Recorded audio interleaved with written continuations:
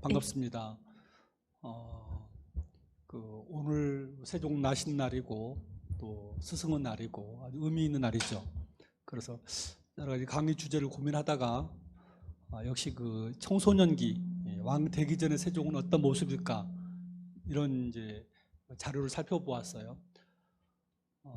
제가 살펴보니까 한 조선왕조실록에서 그러니까 태조 6년부터 세종이 태어난 해죠. 1397년부터 세종이 왕이 된 1418년, 태종 18년까지 한 80여 건 정도가 이제 간단하게 언급이 되어 있고, 그 중에서 한 40여 건 정도가 의미 있는 그런 실록 기사였습니다. 그래서 그 실록 기사를 중심으로 오늘 대체 왕 되기 전에 청소년 또는 이제 10대의 세종은 어떤 사람이었나 그런 부분을 준비를 하였습니다. 제가 이제 같이 읽은 책은 여기 있는 것처럼 태조실록부터 세종실록을 같이 우리 국사편찬위원회에 올라와 있는 거랑 함께 이번에 흥미롭게 본 것은 에릭슨의 쓴 청년 루터라는 이런 책입니다. 혹시 보신 분도 계실지 모르겠습니다. 워낙에 에릭슨은 그 심리학, 교육학 쪽에서 뭐 삐아제라든가 뭐 프로이트와 연결해서 뭐 중요한 작가이기도 하고 연구자인데 그가 그 청년 루터라는 이 책을 썼어요. 그 책을 보면서 제가 맨 처음에 청년 루터를 관심 가진 것은 나중에 95개조 반박문의 종교 개혁을 하기 전에 최초 질문을 던진 사람을 찾다 보니까 루터를 찾게 됐습니다.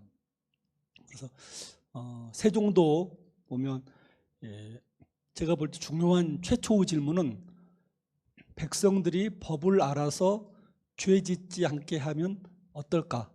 세종 14년에 한글 창제보다 한 10여 년 전에 11년 전에 이제 허조와 대화 나누면서 한 얘기입니다. 매번 그 법을 몰라서 저지르고 나서 매 맞고 벌을 받고 나서 그게 잘못이었구나 그러는데 미리 중요한 사안이라도 당신은 한글은 아니었지만 번역해서 알게 하면 어떨까라고 하는 그 대화에서 절실하고 중요한 것, 백성들한테 정말 절실하고 중요하죠. 그걸 드러내고 해결하도록 하는 그런 도와주는 물음을 던집니다. 제가 이제 세종이 던진 4대 질문이다라고 하는 그 중 하나가 이제 이것인데요. 또 하나는 이제 아까 그 책을 보면 루터가 굉장히 어려서 아버지의 그 매질 또 아버지를 따라 동조하는 어머니의 또 거의 학대에 가까운 그런 냉혹함 이런 부분에서 자라고 법률가가 되려 했다가 나중에 또 수도사의 길을 가는데 안정된 신부의 길을 벗어버리고 정말 그 순교의 위험이 있는 그런 종교개혁의 길을 가죠. 그가 그런 중요한 전환점을 가는 계기가 언제냐면 1510년에 그 책을 보면 가을에 독일에서 남부 독일을 지나서 북부 이탈리아 그리고 이제 아주 지독한 날씨 속에서 추운데 알프스 산맥과 아펜니노 산맥을 넘어서 로마에 도착했다.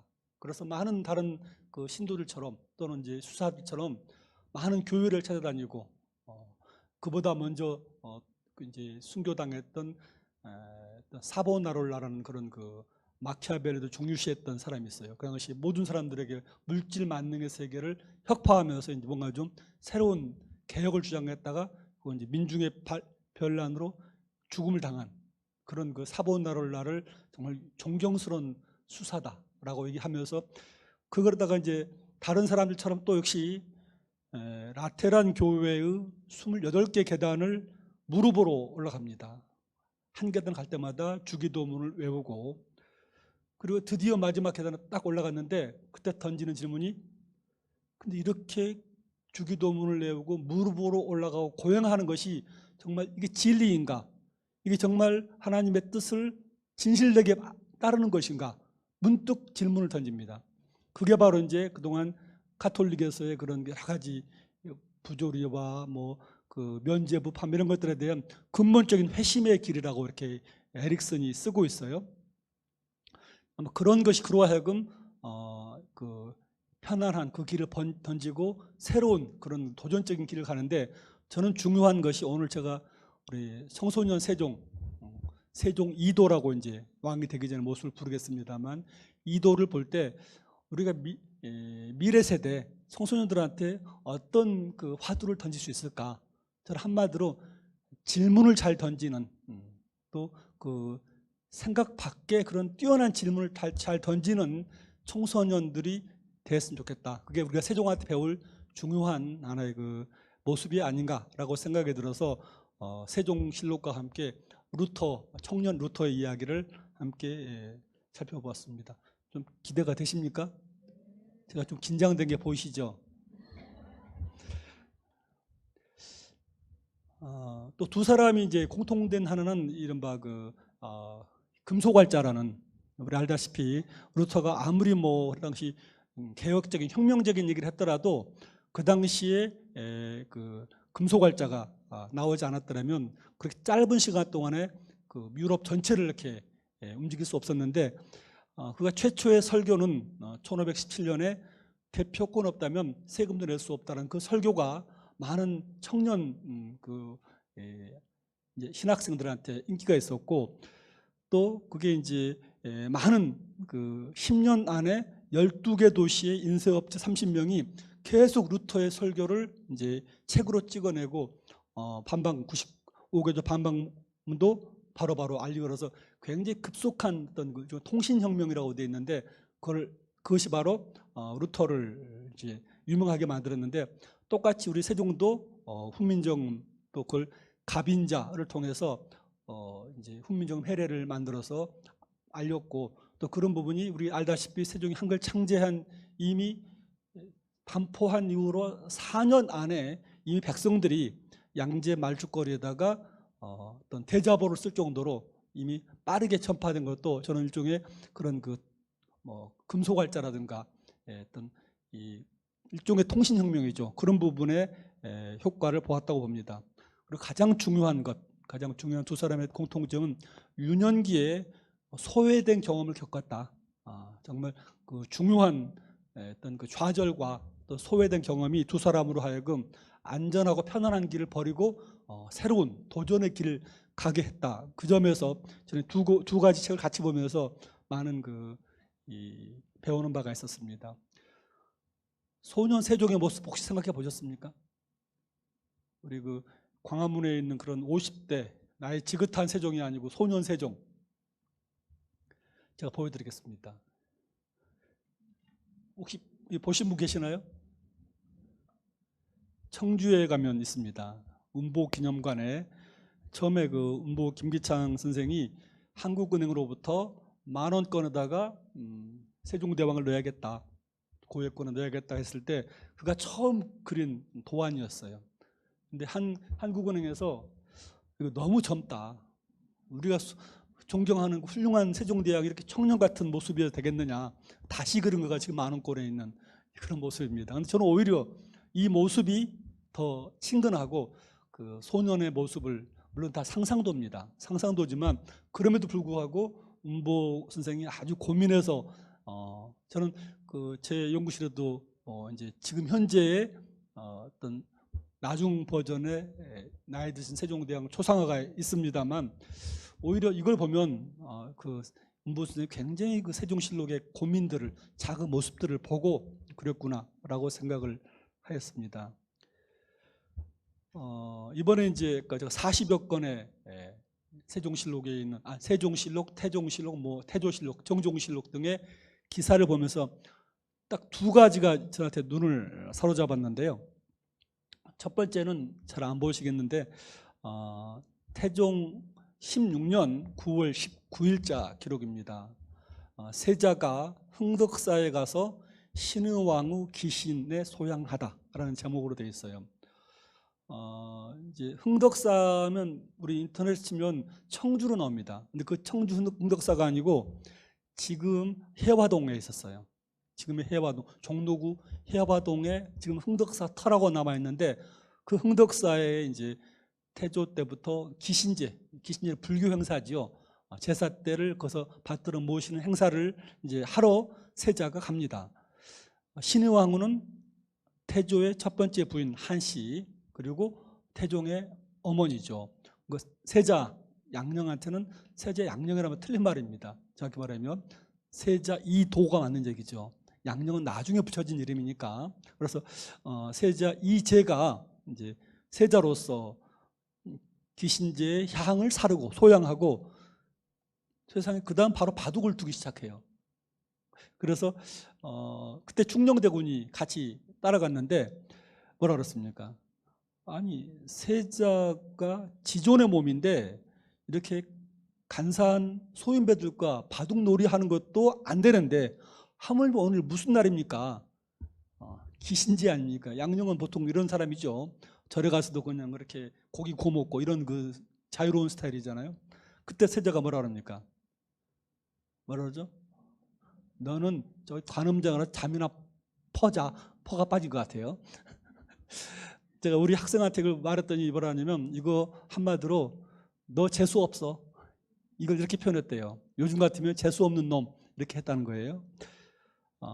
저는 이 표현이 뭔가 좀 우리가 알고 있던 양령과 충령 형제 간의 그런 그 우애로운 모습들, 우리 실록을 보면 악기도 충령이 가르쳐 줘서 같이 더불어 놀고, 또 초반부에는 충령이 되게 그 양령의 말을, 세자의 말을 잘 들었어요. 뭐 작은 매를 좀 데려 가져와줘 궁중으로 하면 또 잘 숨겨서 가져오기도 하고 그랬거든요. 사이가 좋았어요. 근데 언제부터인가 사이가 갈라지기 시작합니다. 그게 바로 이제 지금 1416년인데 태종 16년 그 한 해 앞부터 1415년부터 둘이 사이가 이제 삐걱대기 시작합니다. 이건 굉장히 본격화된 지금 갈등의 단계입니다. 근데 그 다음에 뭐라 그러냐면 이게 제가 충령이 대놓고 좀 미운 짓을 하는 것 같아요.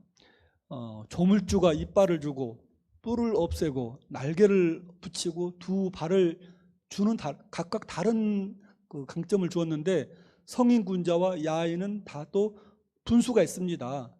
그런데 지금 어찌 이런 그 소소한 애들과 잣다 노락이나 즐기십니까? 여러분 3살 밑에 동생이 이렇게 얘기하면 어떻겠습니까? 아이고 내가 잘못했구나. 네 말이 옳다 그랬겠습니까? 에이 재수 없어. 좋아하지 않았다. 이렇게 지금 이제 이게 첫 번째 그 태종실록 16년 9월 19일자에 있는 기록이고요. 이제 9월인데 좀 더 가면 또 하나가 있습니다. 이제 1월 달입니다. 그해 한 8개월 전에 설날 즈음이에요. 이제 세자가 성한 복장을 입었다. 뭐 성장인데 한마디로 설 즈음이니까 새로 세자에게 맞춘 아주 훌륭한 옷을 딱 가지고 옷을 입고 옆에 모시는 자, 이제 시자, 모실 시자라고 되어 있는데 돌아 뭐라 합니까? 내 신체가 어떠하냐? 이거 무슨 말이죠? 이거 어때? 이라고 그런 겁니다. 우리 보통 그럼 어떻게 하죠? 좀 못마땅하더라도 뭐 괜찮네요. 이렇게 그러잖아요. 근데 사실 이건 충령대왕한테 물어본 것도 아니에요. 다른 사람 물어봤는데 충령이 대뜸 나서요. 뭐라 합니까? 먼저 마음을 바로 잡은 뒤에 용모를 닦으세요. 요즘 말로 헐입니다. 헐 완전히. 한자를 봤더니 선정심, 먼저 마음을 정심하시고 후 수용, 얼굴은 그 다음이에요. 한마디로 지금 옷자랑할 때가 아닙니다. 마음 공부 똑바로 하세요. 한 대 쥐어받고 싶은 모습을 충령이 보이고 있어요. 근데 더 양령을 화나게 한 것은 옆에 있던 자가 또 탄복해서 말해요. 충령대군 말씀이 지당하십니다. 잊지 마세요. 이게 또 때리는 거죠. 그래서 그 다음에 이제 자기 어머니 원경왕한테 세자가 말을 합니다. 충령이 어질미 우연한 게, 제가 갑자기 이렇게 엄청나게 뛰어나는 말은 이게 되게 비아냥거리는 말이에요. 그렇지 않습니까? 얘가 전 잘난 척은 지가 다 잘해요. 그러면서 내가 뭐 하여튼 이런 식으로 말을 하는데 재밌는 것이 주상이 태종이 마음이 편치 않아요. 이게 말은 이렇게 하지만 이게 비아냥거린다는 것을 알고 있는 거죠. 자, 두 가지를 제가 이제 말씀드렸는데 첫 번째는 뭐였나요? 괜히 가르치려 하다가 너는 저리 가서 잠이나 자, 나 따라오지 마 라고 하는 모습. 또 하나 뭡니까? 괜히 참견했다가 뭐라고요? 아니 그냥 그 비아냥 걸음 당하고 이런 모습이 이제 15년부터 태종 15년부터 계속 나옵니다. 한두 개가 아니에요. 자, 이거 보면서 이 소년 세종 왕 되기 전에 세종을 쭉 봤더니 크게 네 가지의 문제점이 드러났습니다. 기대가 되시죠? 갑자기 우리 세종대왕 탄신일에 세종의 문제점을 얘기하니까 이렇게 좋아하시는지 모르겠어요. 첫 번째는 고자질쟁이에요. 실록에 여러 번 나오는데 특히 그 외삼촌 민무회가 뭐 그 종친의 안 좋은 점을 나중에 헛된 헛소문이랑 알지만 그걸 충령한테 말했더니 그대로 갖다 아버지께 일러 바칩니다. 그 집안이 박살나죠. 외갓집이 나중에 그 양령이 실록에 나옵니다. 양령의 여자친구 이 어리를 네가 일러 바쳤지 라고 막 앞에 충령대군에 면박을 주는 장면이 나옵니다. 이렇게 이 일러 바치기 대장 이게 소년 세종의 첫 번째 모습이고요. 두 번째는 이것은 너무 많아요. 잘난 체하기. 그 아버지하고 뭐 종친 어른들 정종이 당시 살아 있었으니까 큰아버지 대신들 있을 때 특히 경회루에서 이제 옛날에는 경회루에서 좀 공부 좀 했다 하려면 시를 잘해야 되는데 그냥 시만 한 게 아니고 시의 끝 구절을 받아서 누가 한 구절을 하면 뭐 노로 끝나면 노를 받아서 그러니까 우리 끝말잇기처럼 연구를 합니다. 근데 시간을 지나면 벌주를 받거나 이제 그런 거죠. 근데 그때 되게 저기는 대신 팀들 신하팀은 잘해요. 공부도 많이. 근데 종친팀은 좀 실력이 떨어집니다. 핏줄로 이제 왔으니까. 근데 다들 얘기는 조용한데 그때 저요하고 손든 사람이 누굽니까? 충녕대군이에요. 서경의 구절, 시경을 들어서 계속 이제 하니까 태종이 칭찬합니다. 우리 집에도 공부 잘하는 놈 있다. 우리 집안에도 훌륭한 놈 있다. 여기까지 좋아요. 근데 그 다음 뭐라 그럽니까? 옆에 있는 누구? 세자? 양령. 세자 이제한테 너는 왜 동생만큼 공부 못하느냐? 동생도 못 들어간다고 막 꾸짖는 겁니다. 이미 그 똑똑한 충령이 자기의 잘난 체하면 형이 곤경이 처할 걸 몰랐겠습니까? 다 알고 있습니다. 그럼에도 불구하고 항상 저요하고 손듭니다. 이런 게 너무 많아요. 뭐 강무가서도 그렇고 그래서 정말 그 밥맛 세종 밥맛 죄송합니다. 이거 뭐 비말하다는 건 자식 거죠. 비중하셔서 또 뭐 고기 반찬이면 식사를 안 하시고 이런 것은 너무 많이 실록에 나옵니다. 게다가 운동을 못한다. 뭐 어떤 것은 불맹, 용맹하지 못하다고도 하는데 그건 양령이 한 말이에요. 충령은 불맹합니다. 용기가 없고 그냥 우물쭈물하다는 거예요. 요즘 여러분 이런 경우면 요즘 학교 다니기 좋습니까? 안 좋습니까? 어디 가도 왕따 당합니다. 자 이런 얘기를 하면 저희 학생들이 다들 너무너무 좋아해요. 아니 세종대왕도 그랬단 말이에요? 그러니까 저도 사실 안심을 했어요. 나도 좀 할 수 있겠구나. 그런 것처럼 많은 사람들이 세종의 그런 그 어렸을 적에 그 어려운 안 좋은 모습 보면 되게 좀 안심을 하고 가능성을 찾는 것 같습니다. 대체 왜 그렇게 안 좋은 성품이 나왔느냐? 이게 제가 이제 찾아보았는데요.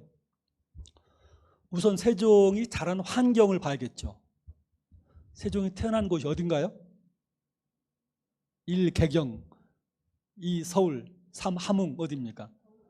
네, 서울 준수방이라고 나와 있습니다. 1397년 아래 4월 10일 오늘이 이제 양력으로 바꾸면 5월 15일이고 결의의 스승 세종대왕 탄신일 이 삼은 거죠. 세종대왕 스승은 날 세종대왕이 태어난 게 아니에요. 아시겠습니까? 세종대왕 탄신일을 기려서 스승의 날로 삼은 거죠. 그래서 이 조선 왕 중에서 유일하게 태종까지만 다 고려시대 인물들인데 조선 건국 후 세대다. 라이고 특히 태어난 한양 준수방이라고 그래서 여기에 보시면 경복궁이 보이고 청와대 오늘 다들 청와대 가실 건가요? 오늘 청와대 여민락 공연이 5시부터 있어요. 다들 모르십니까?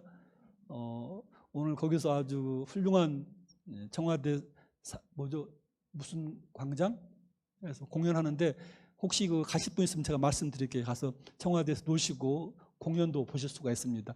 아무튼 이 영추문에서 나오면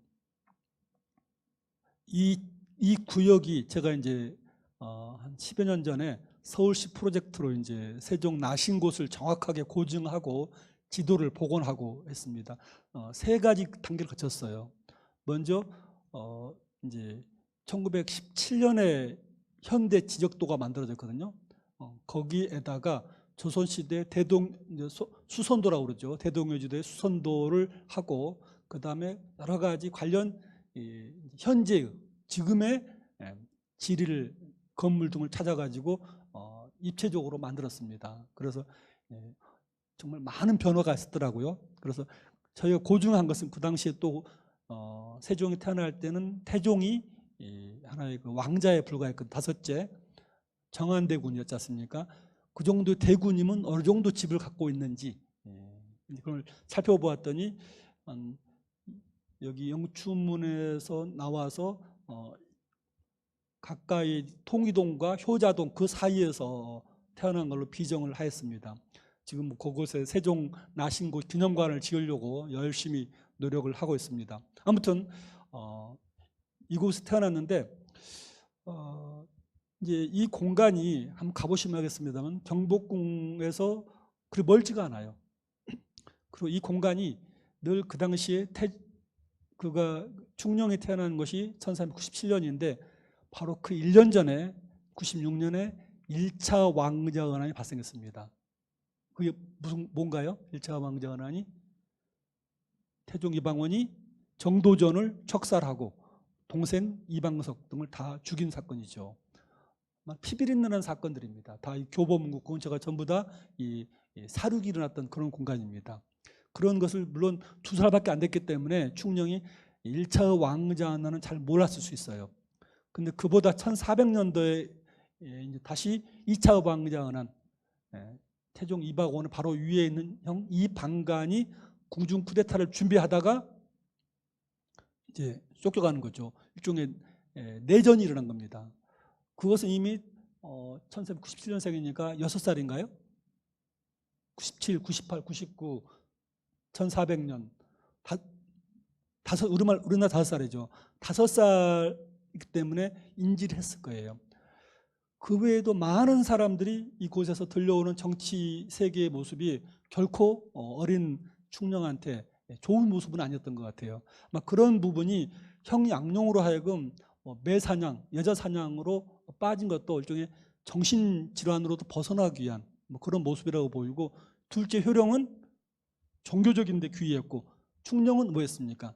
책에 몰두를 합니다. 그러니까 뭔가 다른 곳에 집중하지 않으면 매번 들려오는 죽음과 어떤 그런 그 숙청의 모습들이 결코 이들을, 어린 청소년들을 지키기 어려웠던 것 같아요. 바로 그런 것이고, 결정적으로 이제 민무질 외갓집 외삼촌들을 제거하는 과정에서 거의 어머니 원경왕후가, 제가 볼 때 원경왕후는 보니까 모종의 음모를 꾸몄어요. 무슨 말이냐면 태종이 강무 가 있는 사이에 태종을 제거하기 위한 음모를 동생 가족과 함께 꾸밉니다. 제가 이제 태종 평전을 쓰면서 그걸 파악을 했는데, 태종이 근데 선취를 해요. 그 정보를. 그래가지고 그러니까 이미 그 굉장히 위험한 지경에 갔는데 그 폐비까지 할 뻔했어요. 원경왕후를 그러니까 이혼시킬 뻔했죠. 근데 그런 모습을 양령, 효령, 충령, 성령이 보면 어떻겠습니까? 얼마나 그 불안하겠습니까? 정말 냉엄한 그 차갑고 냉엄한 현실에 딱 부닥치는 모습들이 있었고, 그런 모습들이 충령으로 하여금 그렇게 여러 가지 문제점들을 가져오지 않았을까, 이런 생각을 합니다.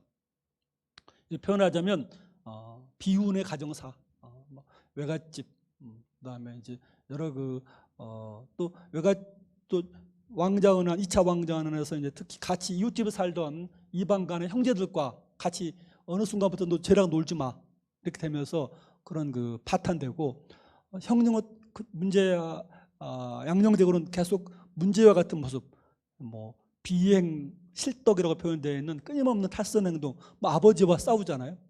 여러분 그 실록을 보면, 태종실록 보면 나중에 좀 그 양령이 키가 크고 아주 풍채가 좋았잖아요. 근데 태종은 키가 작았어요. 근데 태종이 막 꾸짖으니까 양령 키도 크고 풍채가 좋은 태종이 양령이 아버지 대들어요. 여러분 다 큰 애가 아버지 대들면 아버지 모습 마음이 어떻겠습니까? 야, 이거 부자지간만 아니면 이거 큰일 나겠구나. 위기를 느낍니다. 그런 모습을 옆에서 충령이 다 지켜보는 거죠. 굉장히 불안합니다. 부모의 가정불화 이런 것들이 참 그 자라나는 어떤 충령 형제들에게 매우 안 좋은 분위기였다. 제가 옛날에 그 어떤 그 대통령 영부인 한 분의 그런 그 기록을 봤는데 청와대에서 살아나가고 싶은 마음뿐이었다. 청와대는 전혀 아이들이 자라기 좋은 환경이 아니다. 틈만 나면 이용하려 하고 모든 게 다 투명화되고 그래서 애들이 자라기는 최악의 조건이 청와대다라고 말을 한 기록을 봤어요. 그 비슷한 경험, 비슷한 환경이 어렸을 때 충령대군의 모습이 아니었을까라고 생각합니다. 근데 중요한 것은 이렇게 되면 트라우마를 겪거나 정신질환을 겪어야 되는데 그럼에도 불구하고 이른바 대왕세종이 됩니다. 이게 이제 우리로 하여금 희망을 갖게 하고 뭔가 뭘 배울 수 있을까 이런 부분을 하는데 어떻게 되었을까요? 참고로 오늘 깜놀 선물들이 많이 있는 거 아시죠? 여기 제가 그 여기 보이시나요? 글씨 뭐라고 써져 있나요? 예, 이제 세종께서 올해 우리한테 한 얘기입니다. 선거도 없고 뭔가 좀 중요한 이때에 나라의 가장 그물의 별이 세로로 되어 있는 줄을 잇는 가장 기본적인 기틀을 잘 잡아라 라는 그 세종어록을 제가 뽑고요. 제 글씨는 아닙니다. 강병인 작가라고 여러분 그 참이슬 좋아하시죠? 그 쓰신 분입니다. 뭐 미생, 뭐 엄마가 뿔났다 다 이분이 쓴 글씨예요. 한 글자당 몇백만 원씩 하십니다. 그걸 이제 써주셨어요. 그래서 오늘 제가 좋은 질문, 좋은 의견 주시면 드릴 선물로 가져왔습니다. 그 외에도 여기에 많이 보이시죠? 원래 세종께서 어디 가면 빈손으로 가지 마라. 선물을 많이 주시는 분이거든요. 어떻게 대왕세종이 되었을까요? 한번 좀 여러분 의견 한번 들어보겠습니다. 상상력도 좋습니다. 나이가 드니까 저절로 됐을까요?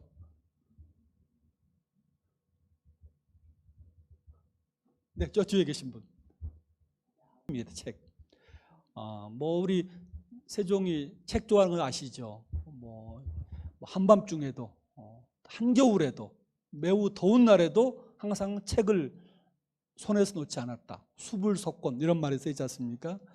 그래서 제가 이 관련해서 이제 그 글씨가 안 보이시나요 혹시? 제가 이제 문화일보에 쓴 칼럼인데요. 이제 제가 이제 세종실록 19권을 이제 강독팀이랑 같이 읽을 차례 때 보니까 19권은 1449년 7월부터 50년 2월까지 돌아가실 때까지 약 8개월 동안의 세종실록의 마지막 연대기입니다. 그래서 제가 뜻밖에도 이 책을 펴면 안도가 밀려온다고 그랬어요. 전체가 1800페이지 쪽을 계속해서 함께 이제 읽어간 강독 멤버들한테 우선 감사했고, 저는 그 당시에 2019년도에 14번을 읽었는데 매번 신선하고 배울 점이 참 많았습니다. 사실 엊그제도 참 제가 처음 발견한 대목이 많았어요. 자, 엊그제 발견한 대목 다시 소개시켜드릴까요? 우리 그 5, 6월에 여자가 한을 품으며 뭐라 그러죠? 5, 6월에도 서리가 내린다고 돼 있죠. 실록에 그 다음 말이 또 있어요. 남자가 원통함을 품으면 뭐가 될까요? 3년 동안 비가 안 온대요. 그리고 5, 6월 서리가 무서워요? 3년 동안 비가 안 오는 거 무서워요? 당연하죠. 그러니까 남자의 원한은 우리가 모르고 여자의 한만 얘기하고 있어요. 요즘 비가 안 오는 이유가 뭔지 아세요? 여성분들이 다들 프로포즈를 거절하니까 그런 거예요. 어지간하면 한을 품게 하지 마시고 잘 받아주세요. 그래서 이거를 ESG 코드다라고 표현을 했어요. 그러니까 한을 품고 원통함을 이제 일으킨 사람의 일이고, 그렇죠? 나란 일이에요. 그것이 자연재해, 5, 6월 서리와 뭡니까? 그 3년 가뭄이란 자연재해, 환경의 이상 변화하고 무관하지 않다는 거예요. 사람의 하기에 따라서 환경도 좋아지고 나빠진다. 요즘에 강조하는 ESG의 중요한 하나의 모습이다. 맞나요? 제가 그동안 못 봤는데 그런 ESG로 보니까 전혀 다른 또 세종실록의 모습이 보입니다. 한마디로 실록의 중층 구조다. 매번 볼 때마다 다양한 층들이 드러나고 그것을 또 다른 전문가들과 같이 보니까 새로운 모습으로 발견합니다. 이번에 그때 발견한 것은 세종의 책 읽기, 독서 부분인데, 세종은 어떤 중요한 고전을 선택한 다음에 반드시 100번을 넘게 읽었다라고 되어 있어요. 필과 100편, 100번을 넘게 읽었대요. 여러분, 세종이 왜 100번을 한 책을 넘게 읽었을까요? 머리가 안 좋아서? 왜 그랬을까요? 이해할 때까지. 또 세종말 좀 보겠습니다. 이거 제가 줄여서 세종백독이라고 그랬어요. 저희 학생들한테 제가 저희 여주대학교는 전교생이 세종을 교양 필수로 배웁니다. 지난번 중간시험 문제에서 문제와 충령이, 그러니까 왕따 충령이 대왕 세종으로 변화된 요인이 아닌 것은 1. 세종백독, 2. 검은고 연주, 3. 격구 연습, 4. 인왕산 등산 출제했거든요. 답이 뭘까요? 예, 세종 등산 싫어해요. 비중하셔가지고 등산 안 좋아하셨습니다. 답은 4번입니다. 그런데 바로 세종은 100번을 넘게 읽었다라고 말했습니다. 제가 그래서 세종백독이라고 붙였는데 그런 표현을 썼죠. 좋은 책을 100번 읽으면 뭐가 될까요? 끝에가 사람 인자가 붙습니다. 무슨 인? 현인. 어지련자 사람인, 어진 사람이 되고 그렇게 깨달았지 않습니까? 100번 읽어서 현인이 되고 그중 하나를 실천하면 뭐가 될까요? 어느 분이었어요? 성인. 네, 선물 드리겠습니다. 성인이 됩니다. 성인. 그러니까 뭐 예수님, 석간 이런 분들은 공자님 전부 다 성인의 반열은 뭐냐면 실천했기 때문에 한 거지 않습니까? 그러니까 우리 따라해 보겠습니다. 좋은 책을 100번 읽으면 현인, 세상 이치를 꿰는 사람이 되고, 그렇게 꿰는 한 이치를 하나를 실천하면 뭐가 된다고요? 성인, 세상을 바꾼다. 그러니까 세상을 바꾸는 사람들은 현인이 아니에요. 하나라도 실천한 사람들이죠. 그래서 저는 그 세종이 무슨 청소년 때 100번을 읽으면서, 왕이 된 100번을 읽으면서 세상 이치를 꿰는 연습을 했다라고 생각합니다. 근데 그 외에도 이제 여러 가지 세종의 기록이 나오는데, 아까 제가 했던 부분은 이 권력의 소용돌이로부터 이제 벗어나는 방법이 독서 삼매경이었다라는 부분이 있고, 특히 정신을 고양시키는 방법을 세종은 책에서 찾았다라고 했습니다. 거듭해서 책을 읽고, 책을 반복해서 읽고 숙독 깊이 있게 다시 되읽는 것이 마음을 바르고 정심, 아까 했죠, 선정심, 그리고 뜻을 성실하게 하는 공부다라는 말이 전부 다 왜 우리가 좋은 책을 잡아서 제대로 잘 깊이 읽어야 되는가, 이걸 보여주는 것이죠. 재밌는 것은 그 순자를 보면 나옵니다. 배운 대로 행하는 사람을 선비라 하고, 그 행하는 것이 돈독한 사람을, 어렵거나 상황이 바뀌어도 변동하지 않고 꾸준하게 그걸 실천하는 사람을 뭐라고요? 군자이고, 그것에 통달한 이치, 그러니까 아무거나 하지 않고 정말 꼭 필요한 것을 잡아서 실천하고 세상을 움직이는 사람은 누구라고요? 성인. 그래서 선비와 군자와 성인을 얘기하고 있습니다. 세종이 30번 이상 읽었대요, 이 책을, 순자를. 저는 이제 참 그 책에 대한 세종의 얘기가 정조 못지않게 많은 걸 보여주는데, 제가 이와 관련해서 그 이제 몇 년 전 돌아가신 저희 아버지 생각이 나요. 저희 아버지분 뭐 훈장 선생님이셨어요. 그래서 저도 뭐 중3 때까지 서당을 다니면서 그냥 논어를 외우고 그랬습니다. 좀 한심해 보이죠? 그때는 한심한 줄 알았어요. 왜 우리 형제 맨날 모여가지고 방학 때마다 이렇게 공자월 명자월 해야 됩니까 하는데 제 생각하면 저로 먹고 살 길을 아버지께서 예비해 주셨던 것 같아요. 아무튼 80이 넘어서도 아버지께서는 늘 책을 이제 베껴 쓰십니다. 제가 논문을 가져가도 그걸 깨알같이 볼펜으로 베껴 쓰십니다. 그래서 눈도 아프시고 기력도 없으신데 왜 그 어려운 역사 논문 책을 베껴 쓰십니까? 그랬더니 아버지께서 하신 말씀이 자꾸 내가 나이가 드니까 내 생각이 굳어진대요. 내 생각만 옳은 것 같고 다 다른 사람 말은 틀린 것 같대요. 그런데 너희들이 쓴 책 논문을 내가 써보면 새로운 게 자꾸 나에 들어와서 머리가 말랑말랑해진대요. 그래서 내가 내 생각이 부드러워진다. 제가 그때 깨달았습니다. 맞아. 공부라는 게 이런 거군요. 공부가 시험 보기 위한 공부, 누구에게 뭐 써먹기 위한 공부가 아니고 나를 성장시키고 자연이란 큰 질서에 나를 튜닝하는 조율하는 그런 공부구나. 세종도 바로 그랬었구나. 이런 생각을 제가 하면서 역시 그 좋은 책 읽기 이런 부분을 생각해 보았습니다. 두 번째는 오늘이 무슨 날이라고요? 스승의 날이라 꼭 넣은 건 아닙니다. 원래 세종한테 훌륭한 스승이 있어요. 두 명이 대표적으로인데 그 첫 번째는 이수란 사람입니다. 세종에 따르면 이수는 오가면서 진강을 했대요. 그러니까 출퇴근형 스승이에요. 그 다음에 또 한 명이 김토, 둘 다 외자입니다. 김토는 나와 더불어서 종일토록 강론을 같이 한 스승님이다 그랬어요. 이게 무슨 말이냐면 이수는 지금 국내동 톨게이트 쪽에 가다 보면 이수의 묘가 있어요. 수원 사람입니다.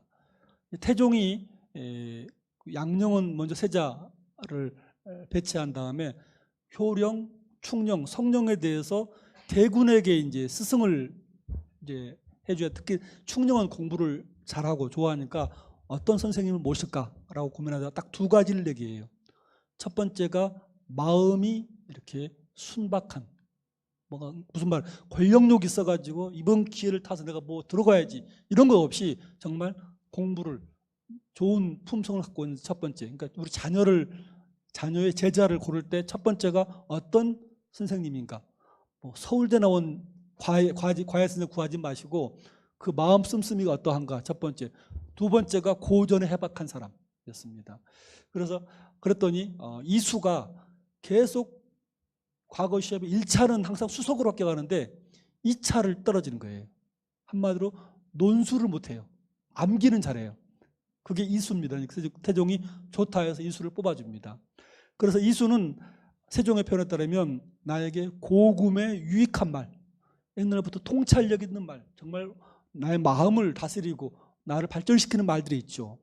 그리고 그게 가언이라고 되어 있어요. 한자로. 선정을 되게 착한 정치라고 하는 건 번역 영털입니다.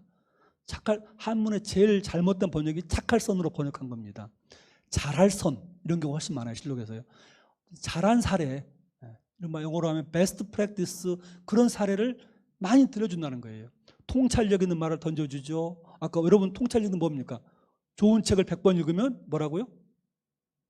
현인이 되고 그중 하나를 실천하면 통찰력 있는 말이죠. 마음을 움직이는 말. 그런 말들을 많이 들어줍니다. 고전에서. 그리고 잘한 사례, 세종 같은 사례 이런 것을 계속해서 엄선해서 깨우쳐줍니다. 저는 우리 좋은 선생님은 좋은 책, 좋은 구절, 좋은 이야기를 잘 뽑아주는 사람이에요. 얼마나 많은 정보 세계, 정보의 홍수에 살고 있습니까? 그중에서 뭐 하려고 할 때 이건 참 좋았어. 이건 해보니까 이건 아닌 것 같아. 잘 가려주는 사람이 진정한 스승인 것 같아요. 그렇게 했고 특히 수원에서 출퇴근하면서 오가면서 들은 민간지사, 민간의 이야기도 계속 들려줍니다. 그래서 나중에 세종이 뭐라 그러냐면 이거 지난번에 읽었던 지난주에 우리 강독했던 모습입니다. 이수야말로 나를 알아보고 나의 존재, 그 당시 뭐 왕자 중에 한 명에 불과했던 나를 알아봐주고 특별한 존재로 우자입니다. 지우한 스승이다. 그러니까 정말 훌륭한 스승은 뭐라고요? 제자들의 드러나지 않지만 숨어있는 가능성, 잠재력, 장점을 잘 알아봐줘야 돼요. 그런 안목이 필요하죠. 그 다음 뭐라고요? 그 점을 부각해서 너는 지금 싹수가 이만하지만 앞으로 이런 인물이 될 수 있어. 계속 그 가능성, 희망을 열어주고 특별하게 대우해 주는 거. 저는 이게 진정한 스승이고 세종이 그런 스승 때문에 훌륭한 사람이 되었다. 이게 첫 번째 조건이에요. 필요 조건입니다. 좋은 스승의. 두 번째는 뭐라고요? 계옥이라고 되어 있는데 서경의 내용입니다. 네 마음을 그대가 너의 마음을 열어서 내 마음을 옥자가 비옥하다 이 말입니다. 개자는 10개자. 우리 계몽한다 할 때 내 마음을 열어서 내 마음을 풍요롭게 만들었다. 내 마음이 각박하지 않고 내 마음이 풍요롭고 아주 기름지게 만들어준 사람이 누구라고요? 스승이라는 거예요. 그러려고 좋은 말, 좋은 책 하는 것들을 두루 들려주어서 정말 그 내 마음을 풍요롭게 만들어준, 기름지게 만들어준 스승이라고 세종이 이수가 돌아갔을 때 제문에 써요. 저는 이것만 봐도 여러분들 오늘 수성을 잘 오신 거죠? 너무 분위기가 썰렁합니다. 그게 바로 세종의 스승이었다. 또 한 명이 누굽니까? 김토라는 사람이 있어요. 김토. 김토는 세종 말처럼 나와 더불어 진일강론, 한자로 보면 여아 나와 더불어서 하루 종일 강론, 토론했다는 것입니다. 강론했다. 이른바 공동생활형 스승이었어요. 여러분 그 옛날에는 항상 뭐 같이 생활하면서 놀면서 배우는 또 스승이 있죠. 친구가 또래 같은 친구 스승. 그래서 함께 토론하면서 이수가 들려준 고전 속 통찰력 있는 말, 또 훌륭한 성공적인 사례, 뭐 당태종이 어떻게 했다더라, 공자가 어떻게 했다더라, 또 지금 일어나고 있는 나란 일에 대해서 들은 것을 듣는데 끝나지 않고 뭐 한다고요? 함께 토론했다는 거예요. 그런데 그것은 지금 어떻게 적용할 수 있습니까? 그건 지금 어떻게 우리 해야 됩니까? 현실에 실천할 수 있는 그런 쪽으로 토론해 준 사람이 누구라고요? 김토라는 사람이에요. 저희가 이제 그 세종실록 읽을 때 보면 어떤 때 8시에 저 읽기 시작하거든요. 저희가 금요일 날 지금 공부를 하고 있어요. 목표가 이제 10시 반에 끝나는 게 목표입니다. 2시간 반. 근데 2시간 반에 끝나본 적이 한 번도 없어요. 항상 11시가 넘어갑니다. 밤 11시. 물론 온라인으로 하니까. 12시가 넘어가면 어떻게 됩니까? 종일 토론이 되는 거예요. 금토 토론. 이해되시나요? 김토 토론이 아니고 금토 토론이 되는 수업이 세종실록 강독입니다. 그래서 이 세종께서 참 그렇게 토론의 대왕이고 신하들이 한 말입니다. 전하께서는 낙어 토론하십니다. 토론을 즐기십니다. 라고 말한 이유가 바로 이 스승한테 배운 토론 기법이었구나 라고 생각이 들었습니다. 그래서 세종이 왕이 된 다음 맨 처음 한 말이 뭘까요? 첫 번째 한 말, 4글자입니다.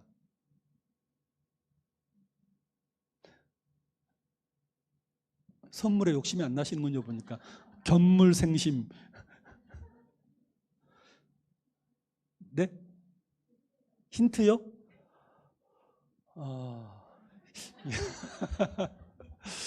과인이 인물들, 사람들을 잘 모른다. 누가 이조 판사가 좋고 누가 호조 판사가 좋은지를 모르니 함께 땡땡땡땡 하자. 땡땡하자. 비슷한데요. 뭐라고요? 자기소개. 감사합니다. 이렇게 여러분을 웃겨주셨습니다. 함께 의논하자. 의논하자가 세종이 왕 된 첫 번째 한 말이에요. 놀랍지 않습니까? 의논하자. 그게 세종이 바로 스승한테 배운 토론 기법이었고 토론이 중요성을 인지했던 것이죠. 저희가 지난주에 이제 뭐 세종문회라고 그래서 세종을 그동안 공부하신 분들이 한 3천여 명이 됩니다. 제가 23년째 올해 세종실록을 연구하고 강의하다 보니까 그 동문들이 모여서 스승을 할 즈음에 이제 여주에서 하면서 세종이 파저강 토벌이라는 590년 전에 여진족 정벌을 했어요. 그때 엄청나게 많은 변수가 있지 않습니까? 압록강 건널 때부터 중국의 반응, 여진족의 반응 전부 다 39번의 크고 작은 토론으로 결국은 발생할 수 있는 모든 문제점들을 다 짚어내고 대응책을 마련해서 완벽한 승리를 거둡니다. 그래서 정말 토론의 최고다 이런 생각을 했습니다. 마지막에 이제 백성들의 삶을 관찰할 경험입니다. 제가 이거 참 찾으면서 굉장히 환호작약을 했습니다. 아, 맞아, 이거 있었구나. 1416년이면 태종 말년이죠. 태종 16년에 한겨울에 충청도, 태안반도 뭐 이쪽을 다 서해바다를 가면서 20여일 동안 백성들을 만나고 여기저기 돌아다니는 모습을 보입니다. 뿐만 아니고 세자 시절에도 궁궐의 미행, 일반 옷을 입고 나갔죠. 그 전에 양령도 나가다 들켜서 혼났는데 태종은 혼내질 않아요. 왜냐하면 양령은 여자랑 놀려고 하는 거고 얘는 백성을 만나러 가는 것이니까 나는 그걸 믿어보겠다고 합니다. 계속 백성들을 만나고 삶을 관찰합니다. 그렇게 해서 나라가 왜 생겼으며 정치는 누구를 위해 해야 되는지, 저 무지렁이 백성들이 아무것도 모르는 것 같지만 귀신같이 세종말처럼 신명같이 나라에서 정치를 잘하는지 못하는지를 다 꿰고 있더라라는 거예요. 저 백성들은 마치 물과 같아서 배를 띄우는 것은 또 물이고 배를 뒤집는 것도 물인데 우리 정치, 왕, 신하들을 언제 뒤집을지 모른다. 잠시라도 방심하면 안 된다라는 그런 마음을 갖고 끊임없이 백성들을 만납니다. 특히 제가 기억나는 대목은 이것도 지난번에 읽었던 대목입니다. 사실 저도 세종실록을 그렇게 많이 반복해봤지만 읽고 나면 다 잊어버립니다. 그런데 반복해서 계속 이제 읽게 되잖아요. 왜냐하면 의무적으로 저는 봐야 되니까 다시 보면서 그 대목이 이거였지. 또 다시 보는 대목이 나오는데 이번에 봤던 것이 나는 나라 제도를 만들면서 나라에서 가장 소외되고 버려진 사람들을 먼저 생각하겠다라고 말을 했어요. 어떤 제도 만들고 옆에 있던 대신이 좋아할까? 종친이 좋아할까? 뭐 집현일 학사가 싫어할까? 이게 아니고 뭐라고요?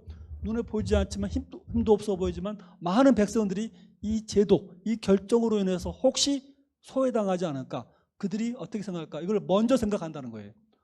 물론 그것만 생각하면 인기 영합주의가 됩니다.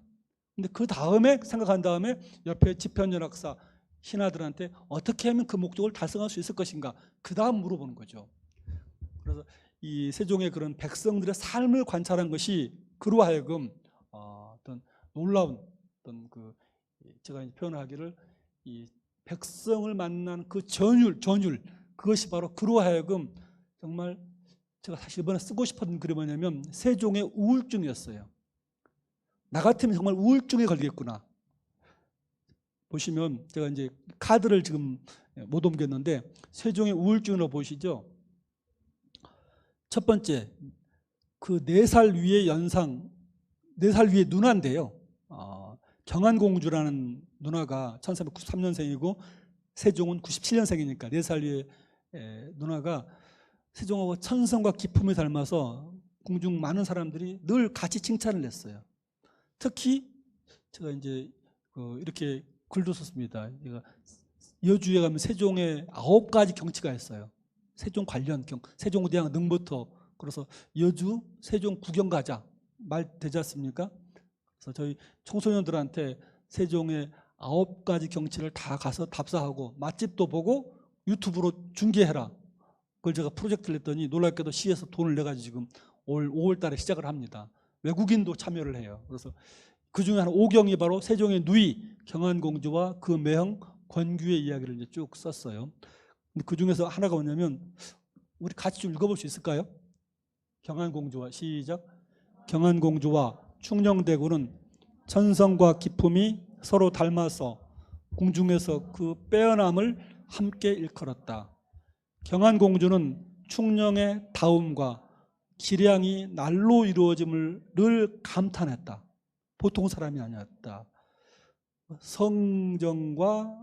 천성과 기품이 서로 같은 비슷했대요. 상류했대요. 그래서 저는 중요한 말인 것 같아요. 매번 기뻐해요. 무엇을? 충녕대군의 덕과 기가 날로 성취됨을. 여러분 누가 여러분들한테 보고 나서 야, 너 어제보다 훨씬 좋아졌네? 야, 사흘이 지나니까 괄목 하나만하게 변했어. 괄목이 뭡니까? 눈을 부릅뜨고 올 만큼 사흘 전과 너무 다른 모습이야. 계속 칭찬을 합니다. 비록 그 옆에서 외삼촌들이 얘를 죽이려고 그러잖아요. 이미 5살 때부터 얘가 장을 다투는 마음이 있다 그랬어요. 무슨 말입니까?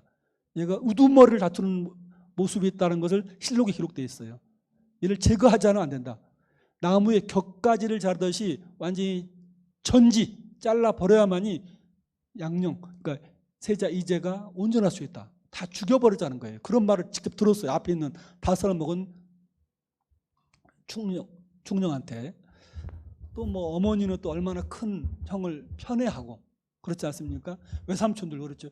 전부 다 자기를 이용할 사람들 속에서 잘하고 있는데 끊임없이 칭찬해주고 야 너무 잘해. 저는 한마디로 이 경안공주라는 3살 4살 위의 누나 경안공주는 이른바 기댈 언덕이었다. 어린 그 충령한테. 우리 그 회복 탄력성이라는 거 아시잖아요. 회복 탄력성 아주 중요한 부분이 어려서 무조건적으로 인정하고 밀어주는 한 명만 있어도 아무리 어려운 환경도 극복해낸다는 거지 않습니까? 그래서 소년 세종한테는 경안공주라는 그런 기대를 언덕이 있었는데 안타깝게도 누나가 23살 때 충령되고 19살 때 애를 낳고 산후풍으로 죽고 말아요. 너무너무 충격적이고 절절하게 아파합니다. 죽음이라는 사람으로 넘을 수 없는 그 커다란 벽에 부딪혔다고 그랬어요. 그래서 이런 것, 그걸 이겨내는 힘, 그리고 이런 것들인데 제가 그래서 이걸 부분을 아까 루터로 시작을 했는데 키에르케고르가 이렇게 말합니다. 루터는 항상 번개가 바로 그의 뒤에 막 내려치려고 하는 것처럼 의식했고 또 그렇게 행동을 했대요. 실제로 그 청년 루터 책을 보면 2가지 얘기를 해요. 하나는 이제 자기 집에 갔다가 뭐 워낙에 어머니 아버지가 냉정하고 쌀쌀맞은데 나오는데 갑자기 옆에서 벼락이 떨어졌대요. 여러분 혹시 벼락 맞아본 적 있으세요?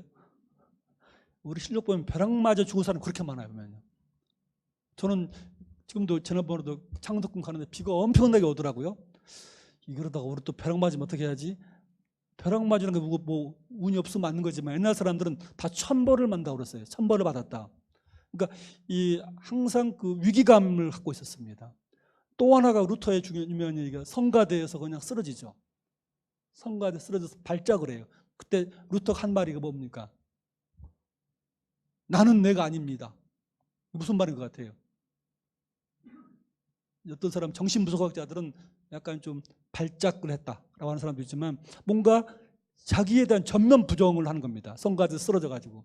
그러니까 몇 가지 중요한 그의 하나의 모멘텀이 결국은 이제 그로 하여금 그 법률가의 편안한 돈 잘 버는 길 또는 성직자의 그런 신부의 길이 아니고 순교의 염이 있는 종교개혁가 길을 가게 했는데 세종 역시 백성을 만나면서 그들의 삶과 현장을 막 부딪히면서 야, 정말 겉으로 볼 때는 다들 숙이고 예의하는 거지만 우리가 고려가 망하고 조선 세워진 지가 30년도 안 된 나라구나. 언제 넘어질지 모른다.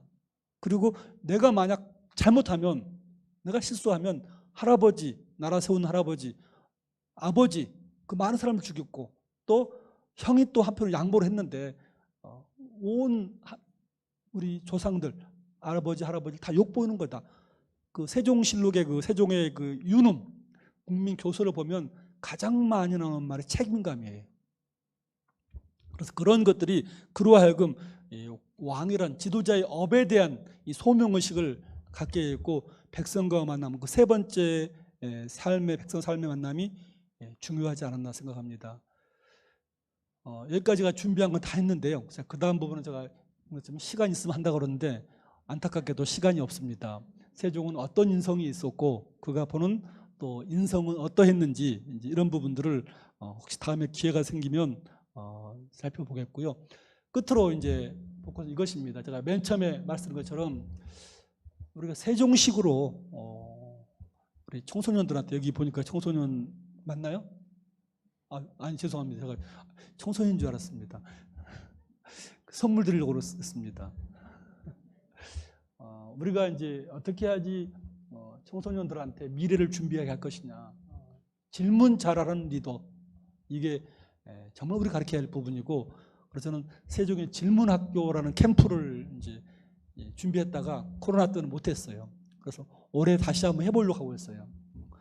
이호주에 와서 세종대왕 능도 보고 이야기 들으면서 어떻게 하는 게 세종처럼 질문을 잘하는가, 이런 부분을 저는 이제 같이 저도 배우고 하고 싶고, 그 다음에 질문을 결국은 역량을 뒷받침해야만이 그게 현실화되고 세상을 바꾸는 겁니다. 그래서 세종께서 사가 독서제를 주어서 젊은 집현일 학사들한테 책을 읽어서 자기 실력을 확실하게 높이는 그런 공부, 그런 걸 우리가 해야 되고, 또 그런 부분을 우리 자녀들, 청소년들한테 우리가 뭔가 기반을 닦아주는 사람이 돼야지, 우리는 참 저만 해도 뭐 사실 누릴 거 다 누리고 산 사람인데, 우리 청년들, 청소년들한테는 우리가 뭘 해줘야 되나, 하나라도 정말 실천해야 세상이 바뀌는데, 저는 그게 바로 우리 청소년 인재 육성, 뭐 장학생 이런 부분을 생각하고, 특히 그들이 토론하고 세종처럼 경연, 회의하는 이런 작업들을 잘하면 오늘 우리 세종 탄신일, 세종 나신날을 기려서 우리가 세종의 소녀 세종 모습을 나눈 것에 의미가 있지 않나, 이렇게 생각을 합니다. 제가 준비한 얘기는 여기까지입니다. 고맙습니다. 네, 큰 박수 부탁드리겠습니다. 혹시 질문 있으신 분 계신? 강의를 지금 처음 들었는데 굉장히 인상적이고, 저도 아이를 키우는 학부모로서 좋은 질문을 해야겠다는 고민이 들었는데, 교수님한테 인생에 있어서 교수님이 이제 생각한 최초의 질문은 무엇이라고 생각하시는지 개인적으로 궁금합니다. 엄청 중요하고 큰 질문이네요. 생각을 해보면 제가 석사 논문까지 했던 그런 그 전공이, 저는 석사 논문이 막스 베버라는 서양 사상가에 썼는데, 그때 내가 계속 막스 베버를 박사 논문으로 계속 가야 되나, 뭔가 다른 길이 있지 않을까 라고 굉장히 고민을 했던 것 같아요. 그래서 뭔가 좀 우리 역사 속에서 뭔가 나의 학문과 진로를 찾을 수 있지 않을까라고 했던 석사 논문 쓰고 나서 그때가 저한테 중요한 최초 질문이 아니었을까라고 생각이 됩니다. 매년 저희가 선정할 때 올해 세종이라면 무슨 말씀을 하실까, 이걸 이제 선정하는 게 저 연구소의 가장 중요한 과업입니다. 그래서 올해는 나라가 정말 기반을 잘 닦는, 별의를 잘 세우는 게 중요하다고 했고, 사실 그건 저 내년도에 그런 고민하고 있다 했는데요. 저는 그 구절을 이제 훈민정음 해례에서 찾았습니다. 훈민정음 해례를 보면 그 사람을 기다려 마침내 일을 이룬다라는 말이 있어요. 한자로는 대인, 기다릴 때자 사람이자, 사람을 기다려 뭐 하라고요? 이룰 성자, 마리을 이자, 마침내 일을 이룬다. 아무리 여러 가지가 다 있지만 그걸 끌어가고 이어주는 그런 사람이 없으면 다 뿔뿔이 흩어지고, 특히 우리나라 사람들은 뭔가 세종이 북방 개척도 하고 뭐 중요한 농사직설 프로젝트 이런 것들을 하면서 하면 뭔가 인재들은 모아져서 도약을 하고 발전하는데, 그게 없으면 다 맨날 서로 싸우고 흩어진다는 거예요. 그래서 저는 이거 사실 세종은 메타포로 표현했습니다. 이 초성은 이제 천이고 종성은 지죠. 그 사이에 뭐가 있습니까? 인이 있습니다. 중성이죠. 아무리 초성이 뛰어나고 종성이 아름다워도 가운데 중성이 없으면 글자가 안 돼요. 그래서 이 중성은 사람에 해당하는 것이고 잘 이어주는 것이죠. 그래서 저는 잘 사람 사이를 잇고, 그래서 그걸 좋은 방향으로 나라를 끌어가는 그런 지도자를 잘 우리가 배출해서, 또 그런 지도자가 되어서 뭐 인물 없으면 하나지 말고 인물 되기에 노력하라라는 말씀처럼, 그런 것을 좀 세종께서는 좀 우리에게 각별히 당부하지 않으실까, 이런 생각을 해봤어요. 제 개인 생각입니다. 답변이 되신 것 같습니다. 여러분 큰 박수를 부탁드리겠습니다. 수고 많으셨습니다. 정말 유익한 강의 함께 해주셨는데요. 다시 한번 박현모 소장님께